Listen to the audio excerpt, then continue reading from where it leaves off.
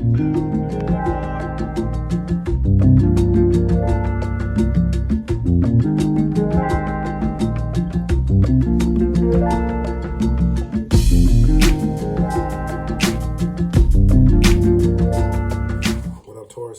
this is Anthony DeMario, and I'm here with the good news, and this is your January 2022 reading, and we're just going to get into it like this.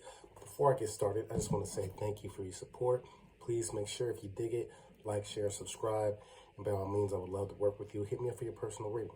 So let's see, we're going to start off with an Oracle card. Happy new calendar year to you all. I hope all of you are doing well, and hey, you got some energy cracking. You got the node. North Node, the moon in your sign. So by all means, you are going to be feeling a lot of the emotion, the moon that much more. Dreams are going to increase. I think a lot of you are gonna feel like a very powerful on the emotional front, but I think also a lot more sensitive to everything. I think everything just hits a lot different and a lot more intense. Okay. All right, so here we are in this month, and so the big theme for this month is anxiety, right? All of that mental energy, all of those emotions, right? Excuse me, nothing to be fearful about, but I just think that, again, being that the nodes have transitioned, I think you're just going to be feeling a lot more, okay? And so it may play a part in terms of stress. I think stress, especially with the sun doing what it's doing in terms of being in Capricorn and then Venus moving retrograde. So, I think all in all, we're gonna be all right. Trust me, I'm a Taurus rising. We're gonna be all right. I think this is gonna be healthy in terms of being physical, moving around and dealing with what, tracing the root of what the anxiety or stress might be. Okay. All right, so let's get into the tarot. And by the way, if you are interested in a personal reading, I am offering a year outlook. I take 3 cards for each month. We talk about astrology.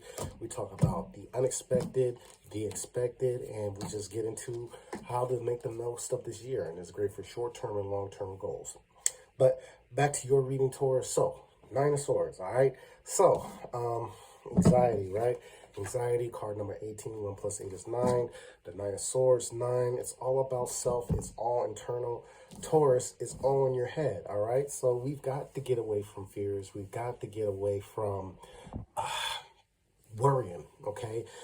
This is going to be a month of just kind of like letting the shit go and like being a little bit less fixed, all right? So that being said, Taurus is a fixed sign, but I think that it's going to be challenging to like really let some certain things, ideas, certain beliefs, certain people go, okay? And so this is the month. It's the sooner the better.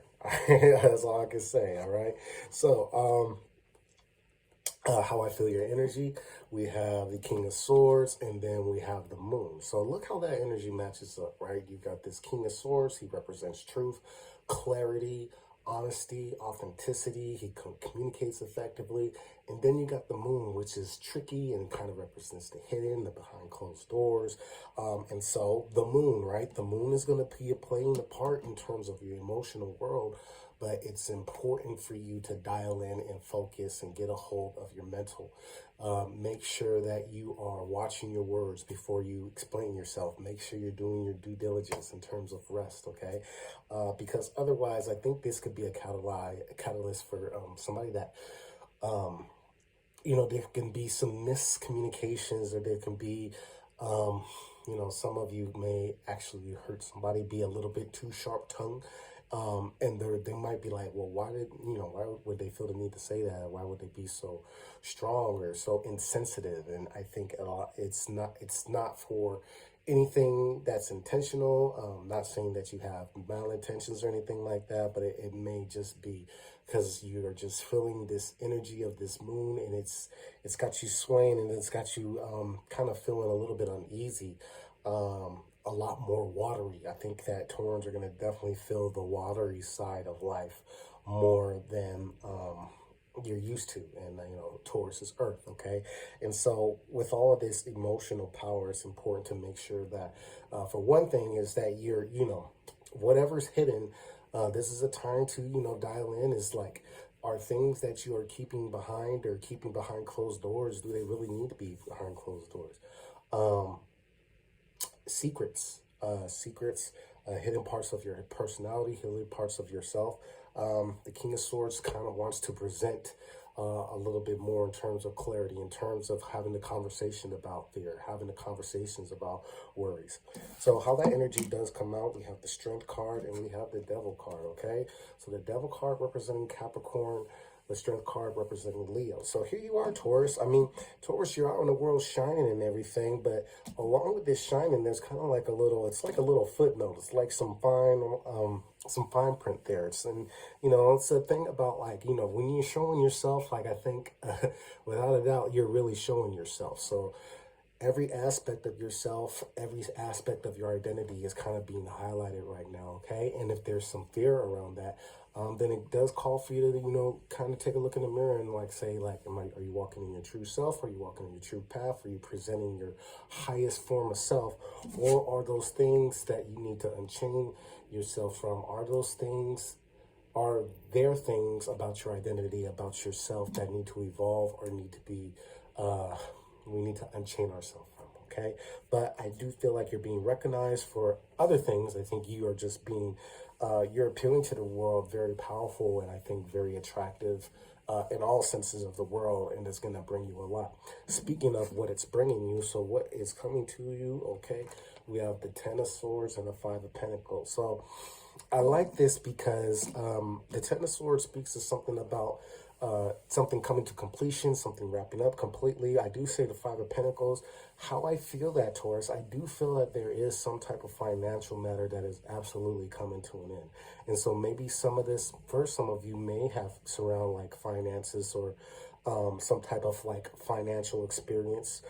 Something having maybe possibly to do around the home or doing with income, especially that it has to do with others. But I do think that we do get to put something to bed in terms of a financial challenge.